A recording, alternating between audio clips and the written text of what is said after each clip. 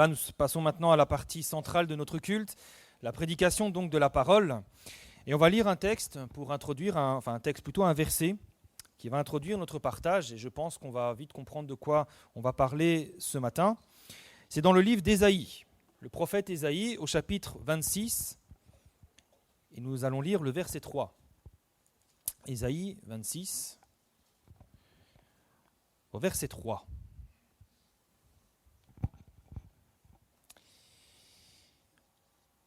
Ésaïe chapitre 26, verset 3. Et voici donc ce qu'il est écrit. À celui qui est ferme dans ses sentiments, tu assures la paix parce qu'il se confie en toi. Amen. À celui qui est ferme dans ses sentiments, tu assures la paix, donc Dieu assure la paix parce qu'il se confie en toi. Ce matin, donc, on va parler de la foi qui procure la paix. De la paix qui vient donc de la foi. Le monde dans lequel nous vivons, et je crois que nous en sommes tous conscients, nous le voyons, nous le vivons, c'est un monde qui manque cruellement de paix. On le voit, on est dans une société et un monde qui sont constamment en crise. On n'a pas terminé une crise, qu'on a une nouvelle qui ressurgit. On voit que les gens sont stressés. On voit autour de nous des gens sous pression, on voit des gens qui sont angoissés, et nous l'avons constaté encore récemment. Il suffit qu'il y ait une seule petite rumeur d'un risque de pénurie sur un produit pour que automatiquement les gens se ruent dans les magasins pour piller les rayons. Vous avez remarqué ça comme moi. Et moi je crois que ça c'est un des symptômes en tout cas de l'angoisse qui est omniprésente dans notre société. Les gens ne sont pas en paix, ils ont peur, ils sont stressés, ils sont angoissés. Et le problème que rencontre notre société, nos contemporains, c'est que la paix du cœur, la paix de l'âme, c'est quelque chose qu'on ne peut ni acheter ni fabriquer. Et malheureusement, on ne peut pas. Alors, les hommes ont essayé malgré tout. Ils ont inventé des pilules qui essayent de nous procurer la paix. Et c'est vrai que peut-être pour un temps, temporairement, ça peut nous faire nous sentir bien, nous faire sentir mieux. Mais le problème, c'est que ça ne sera jamais une réelle solution. Ça ne pourra jamais réellement procurer une paix profonde à notre âme. Alors la question qui se pose, c'est où trouver la vraie paix ? On est environné d'un monde qui est angoissé. Quand on écoute le journal, il n'y a que des mauvaises nouvelles, des choses qui nous angoissent. On parle de crise, de guerre, etc. Où trouver la paix ? La réponse la plus simple, et je crois que nous la connaissons tous, c'est que la paix, elle se trouve en Jésus. Amen. La paix se trouve en Jésus. Jésus a dit par exemple dans Jean 14, 27, « Je vous laisse la paix, je vous donne ma paix, et je ne vous donne pas comme le monde donne, que votre cœur ne se trouble pas et ne s'alarme pas. » Si Jésus peut donner la paix, c'est parce qu'il est lui-même le prince de la paix. Dans Ésaïe chapitre 9, verset 5, il est dit que Jésus est le prince de paix, et il est donc également celui qui donne la vraie paix aux hommes. Et Jésus ne donne pas comme le monde donne. Jésus ne donne pas en échange de quelque chose. Jésus donne gratuitement et Jésus donne totalement. Alors, maintenant on pourrait se dire, si on s'arrête là, on pourrait se dire, très bien, on a la solution, on peut arrêter là, on prie et on s'en va. Nous qui sommes enfants de Dieu, on peut se dire, moi on connaît le prince de paix. C'est lui notre Dieu, et donc nous sommes toujours en paix, puisque nous sommes en communion avec le prince de paix. Mais le problème, c'est que beaucoup d'enfants de Dieu ne vivent pas dans la paix, en tout cas ne marchent pas dans la paix de Dieu. Beaucoup d'enfants de Dieu sont tout autant stressés, angoissés et sous pression que leurs contemporains qui ne croient pas. Il faut être honnête. Beaucoup de chrétiens sont agités. Beaucoup de chrétiens dorment mal. Beaucoup vivent un stress quotidien et ne sont pas dans la paix du Seigneur. Et moi-même, je peux témoigner parce que je dois reconnaître que je suis assez stressé de nature. Mais je me soigne, rassurez-vous. Pas avec des pilules, au pied du Seigneur. Mais je me soigne. Maintenant, pourquoi ? Pourquoi nous qui connaissons le prince de paix, nous qui avons reçu cette promesse du Seigneur qui nous dit « Je vous donne ma paix », pourquoi parfois on voit chez les enfants de Dieu un manque de paix ? Peut-être que c'est le cas de quelqu'un. Eh bien, tout simplement parce que la paix n'est pas quelque chose d'automatique dans notre vie. Ce n'est pas quelque chose d'automatique. Alors oui, Il y a bien des situations particulières où le Seigneur Jésus va nous donner une paix surnaturelle qui nous permet de tenir bon et d'aller de l'avant. Par exemple, quand vous recevez une mauvaise nouvelle qui vous tombe dessus à l'improviste, bien souvent le Seigneur nous rassure tout de suite. Quand il y a des circonstances exceptionnelles dans notre vie, le Seigneur nous donne une paix comme ça surnaturelle qui nous permet de tenir debout. Mais ça, ce n'est pas la vie de tous les jours. Il ne nous arrive pas des mauvaises nouvelles tous les jours. Enfin, j'espère pour vous quand même. Ce n'est pas notre quotidien en tout cas. Dans la vie de tous les jours, dans notre vie quotidienne, la paix de Dieu, nous l'obtenons surtout quand nous marchons par la foi. Pour le dire autrement, notre paix va surtout dépendre de la foi et de la confiance que nous plaçons en Dieu au quotidien. Et c'est quand nous commençons à douter de Dieu, quand on ne lui fait plus confiance, quand on ne s'appuie plus sur lui, qu'alors la paix s'en va et que le stress prend place. Et ne croyons pas que nous sommes immunisés. On va le voir dans quelques instants. Ça se passe souvent, ça commence en tout cas toujours dans des toutes petites choses. On lâche la main du Seigneur, on dit ça va. Et c'est pour ça que parfois, de fil en aiguille, même en tant qu'enfant de Dieu, eh bien, au quotidien, nous sommes quand même stressés, angoissés et agités. Maintenant, donc, pour avoir la paix au quotidien, nous devons avoir la foi au quotidien. Nous devons marcher par la foi tous les jours. Et j'aimerais faire une distinction. Parce que je m'adresse aux enfants de Dieu, je m'adresse à l'Église, et nous avons tous la foi en Jésus. Nous croyons tous en Jésus. Nous croyons tous qu'il est mort à la croix pour nos péchés, mais ce n'est pas de cette foi-là dont il s'agit. Il s'agit plutôt de la foi que nous manifestons au quotidien, dans les petites choses du quotidien, dans certaines situations qui parfois nous bousculent. Quand par exemple, on entend une mauvaise nouvelle à la télé, on entend il y a un problème dans un pays, il y a une pénurie, il y a eu un meurtre, il y a eu des pompiers sont fait caillasser, on entend souvent ça en ce moment. Quand nos plans sont contrariés, j'ai prévu de faire ça, il y a une contrariété. Quand les choses ne se passent pas comme prévu, dans toutes ces petites choses-là. Parce que vous savez, il y a un combat dans la vie du croyant, il y a un combat dans notre vie. Et il y a un combat parce qu'il y a un ennemi qui est présent et qui veut nous voler notre paix, qui veut nous faire douter de Dieu, qui veut que notre regard se détourne du Seigneur. Et l'ennemi, il va se servir de toutes ces petites choses du quotidien, toutes ces choses qui paraissent insignifiantes, pour tenter de nous voler notre paix.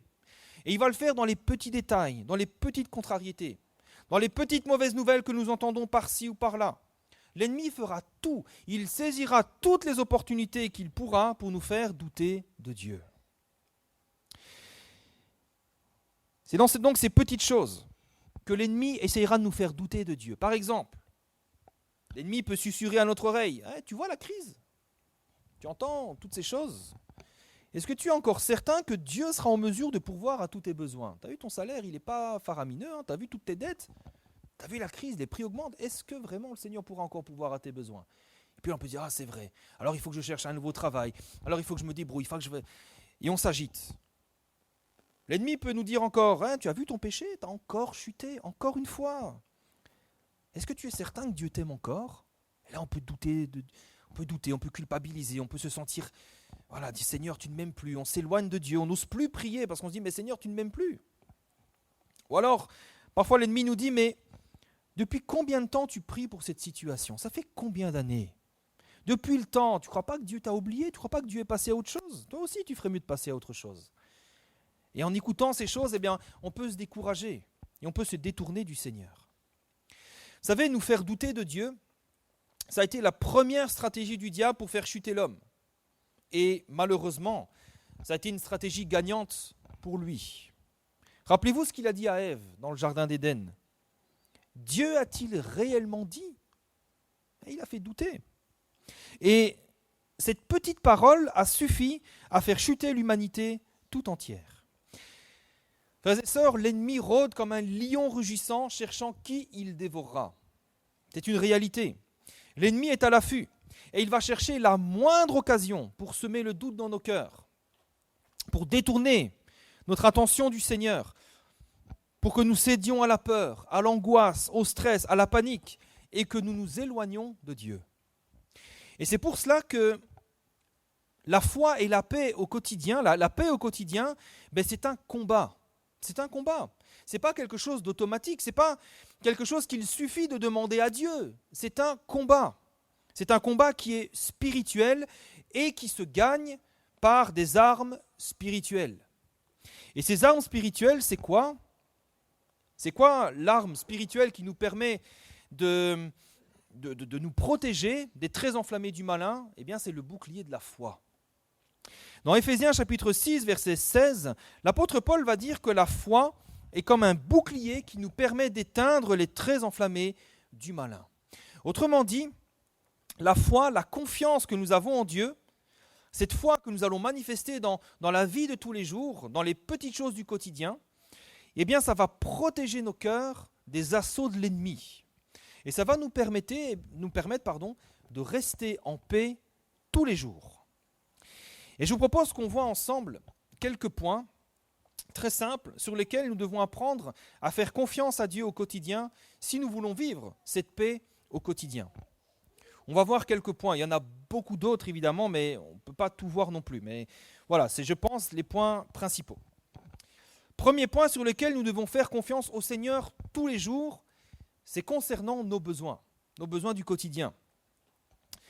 Et à ce sujet, rassurez-vous, la Bible déclare de manière très claire et sans équivoque, sans détour, que, Philippiens 4, 19, « Mon Dieu pourvoira à tous vos besoins ».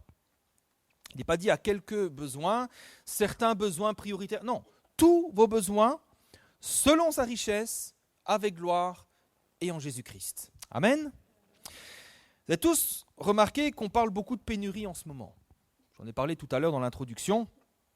Il y a d'abord eu une pénurie d'huile, il n'y avait plus d'huile nulle part. Puis on nous dit, je ne sais pas si vous l'avez entendu, qu'il y aurait peut-être une pénurie de riz l'année prochaine. Mon Dieu, comment va-t-on faire ? Et ensuite on nous dit qu'il va y avoir un manque de céréales, ça va avoir un impact sur les prix des œufs par exemple, ça va impacter tout ce qui sera à base d'œufs.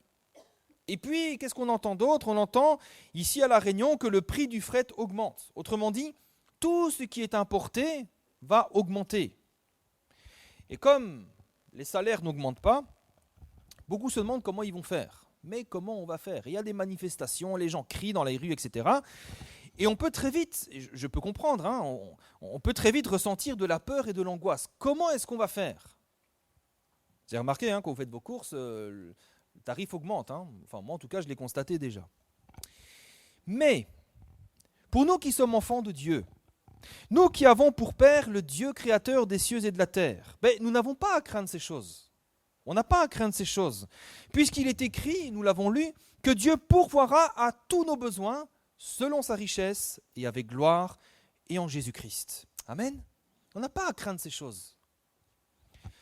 Alors certains peuvent dire, oui, mais les temps que nous vivons sont quand même particulièrement difficiles. Mais vous savez, on n'a pas à chercher comment Dieu fera les choses, comment Dieu pourvoira, de quelle manière Dieu pourvoira. Vous savez, Dieu a dit qu'il pourvoira, alors Dieu pourvoira, c'est tout. On n'a pas besoin de connaître quoi que ce soit de plus. Quand vous dites à vos enfants, ce soir, c'est pizza, est-ce que vous pensez un seul instant qu'ils vont s'inquiéter de savoir où est-ce que vous allez chercher la pizza ? Est-ce qu'ils vont se poser la question, oui, mais tu sais, le prix des céréales a augmenté, donc ça veut dire que la farine a augmenté, le prix de la pizza va augmenter. Papa, est-ce que c'est vraiment raisonnable d'aller chercher des pizzas dans ce temps de crise, dans ce temps d'inflation ? Pensez qu'ils ont ce raisonnement-là ? Vous leur dites, ce soir c'est pizza, ils sont tout contents.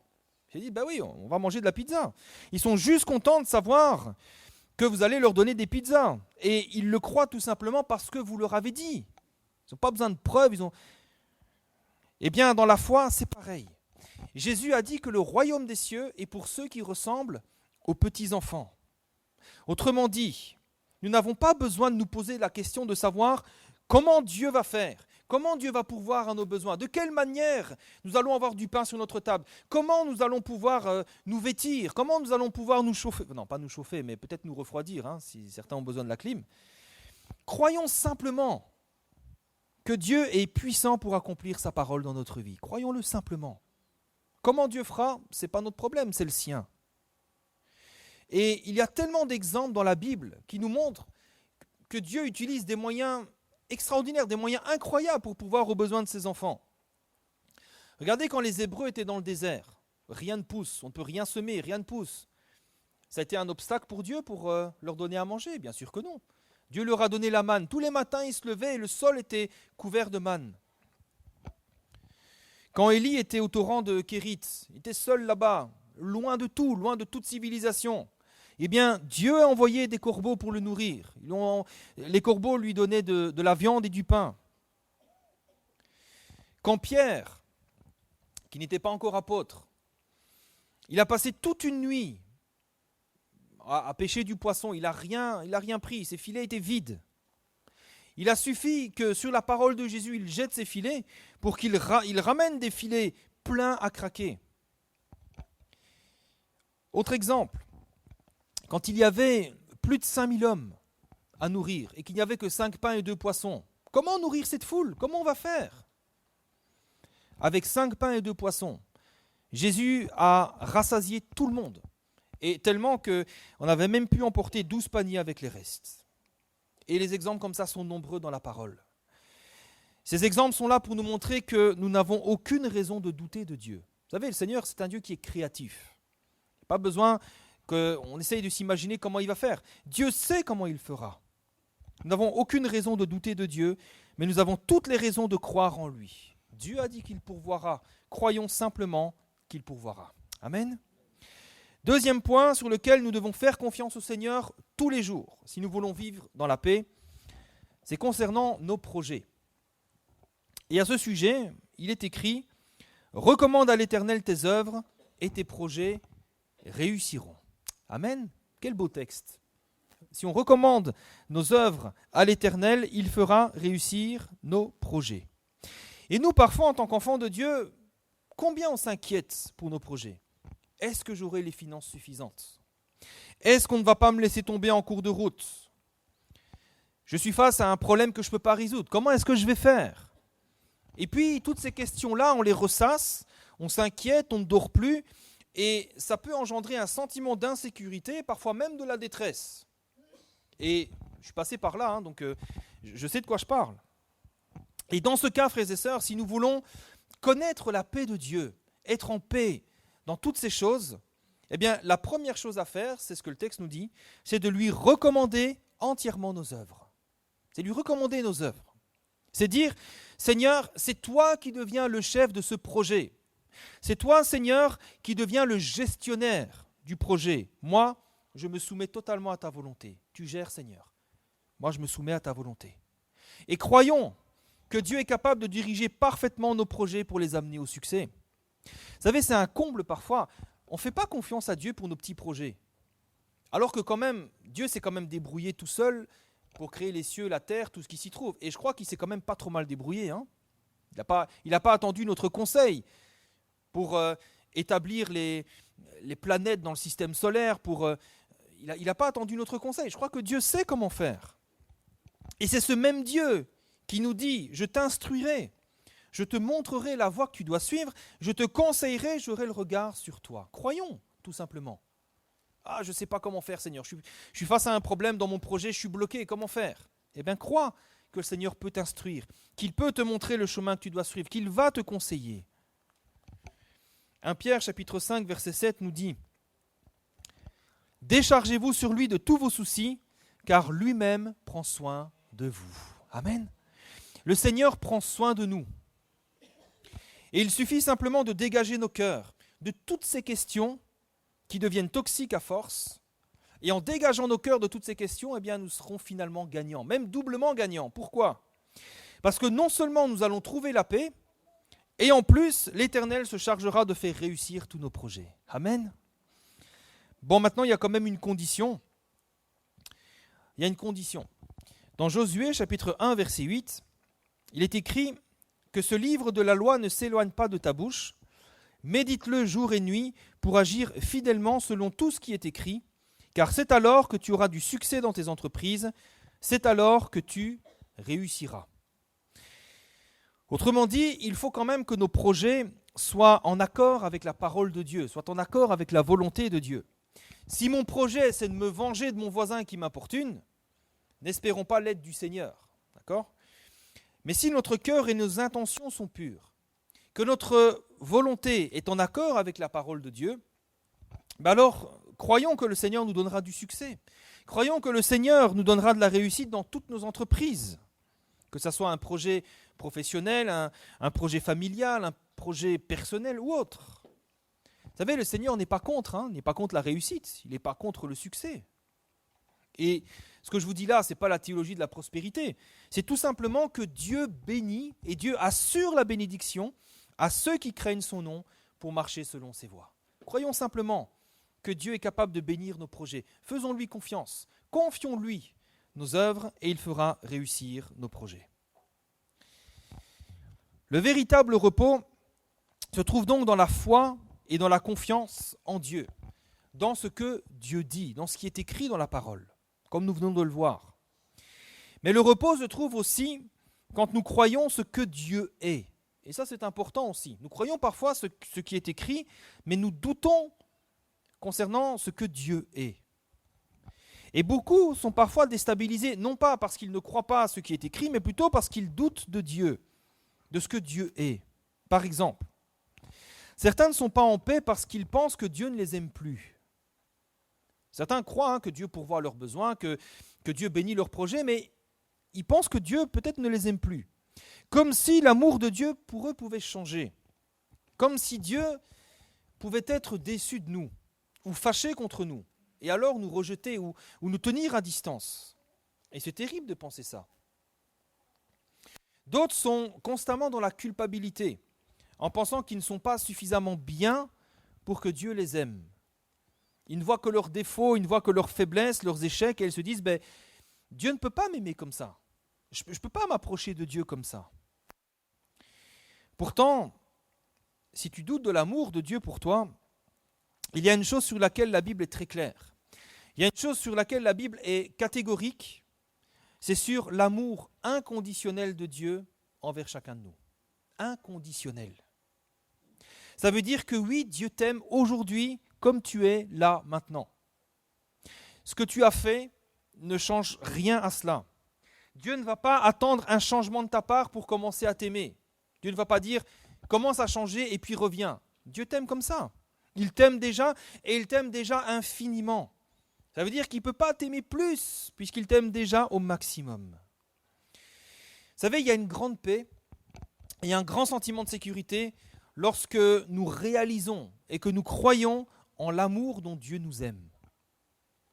Romains chapitre 8, verset 38 nous dit que nous avons l'assurance, c'est une assurance, ce n'est pas une croyance, ce n'est pas une opinion, c'est une assurance, une certitude absolue que ni la mort, ni la vie, ni les anges, ni les dominations, ni les choses présentes, ni les choses à venir, ni les puissances, ni la hauteur, ni la profondeur, ni aucune autre créature ne pourra nous séparer de l'amour de Dieu manifesté en Jésus-Christ, notre Seigneur. Je crois que c'est assez clair.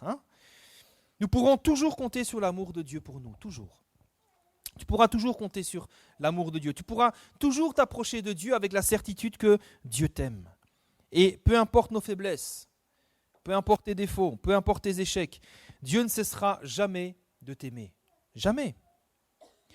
Et même si le monde entier nous rejetait, l'Éternel continuerait toujours de nous aimer.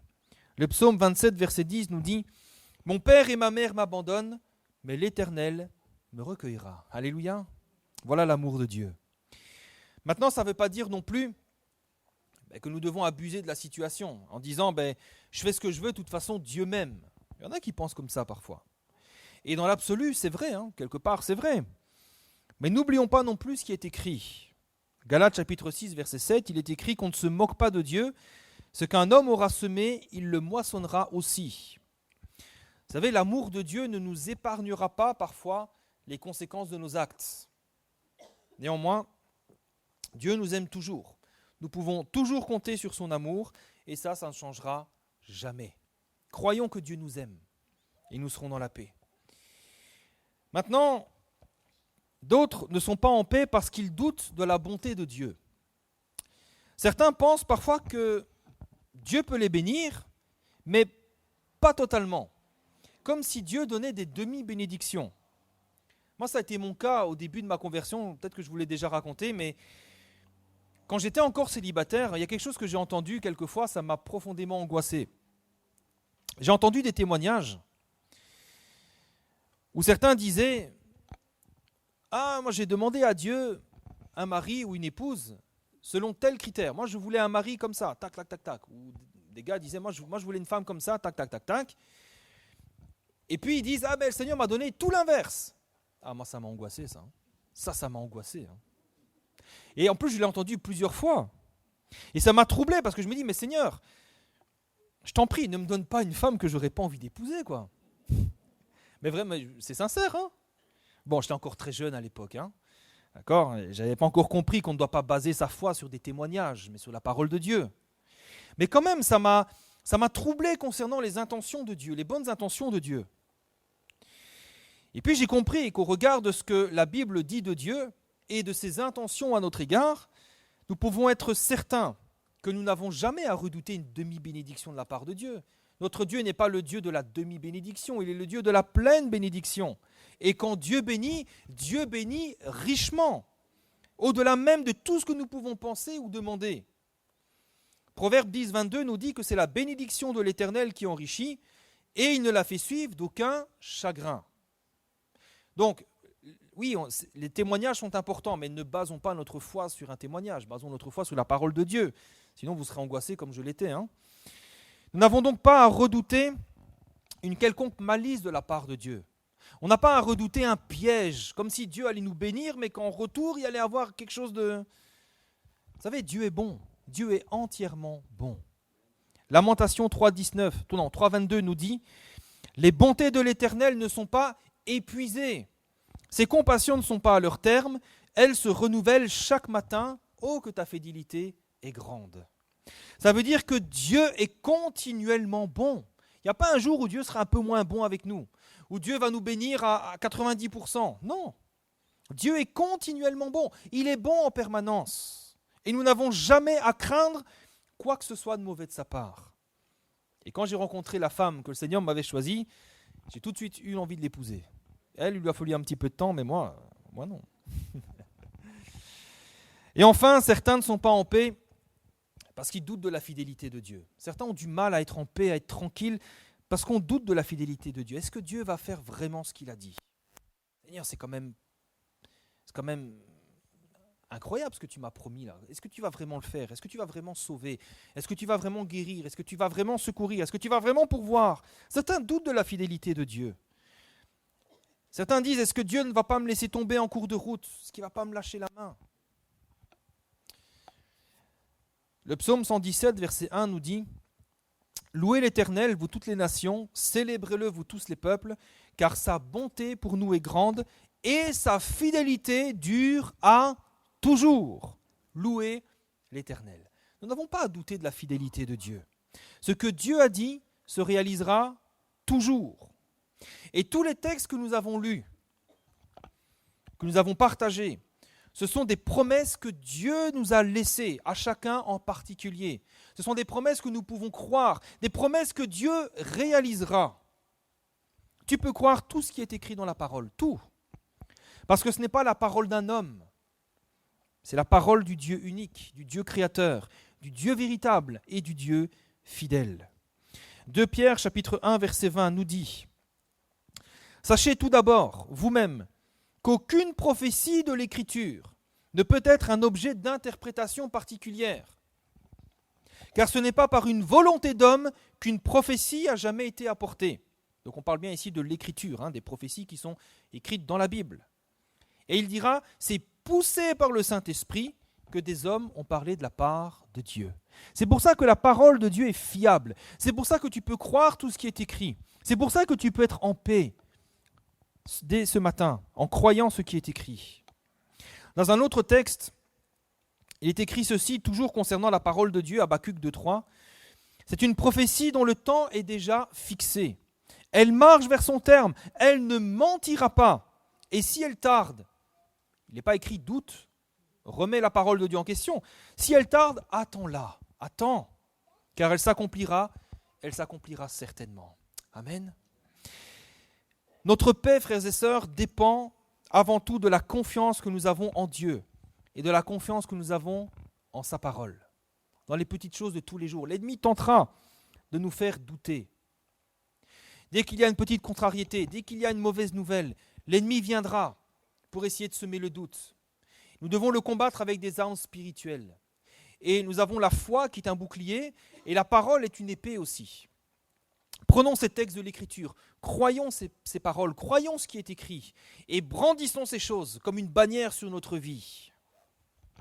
À celui qui est ferme dans ses sentiments, tu assures la paix parce qu'il se confie en toi. Lorsque nous nous confions en Dieu, lorsque nous nous confions dans sa parole, eh bien, nous sommes en paix. Nous entendons des mauvaises nouvelles, il y a des pénuries. Moi, je crois que Dieu pourvoira toujours à mes besoins. Je ne doute pas. Comment le Seigneur fera ? Mais je ne doute pas. Le Seigneur a envoyé des corbeaux pour nourrir Élie. Il a envoyé la manne dans le désert. Est-ce que le Seigneur ne serait-il pas capable de me donner un panier de légumes, de fruits le matin là sur ma porte ? Tout est possible. Ah, j'ai des projets, ça m'inquiète, j'ai un projet professionnel.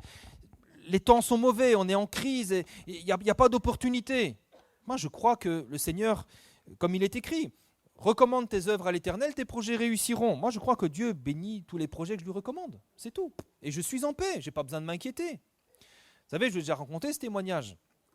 On était ici à La Réunion et j'avais postulé un emploi, la porte s'était fermée et j'étais sans emploi ici. Et à un moment donné, les taux se resserraient, je devais retourner en Belgique. J'avais une obligation, je devais rentrer en Belgique, à moins de trouver un travail ici. Et le temps était très court. Et j'ai dit, Seigneur, c'est très simple. Je te recommande ce projet. Nous, on veut s'établir à La Réunion, on sait que c'est toi qui nous as conduits ici. Je place ça entre tes mains, c'est toi qui fais.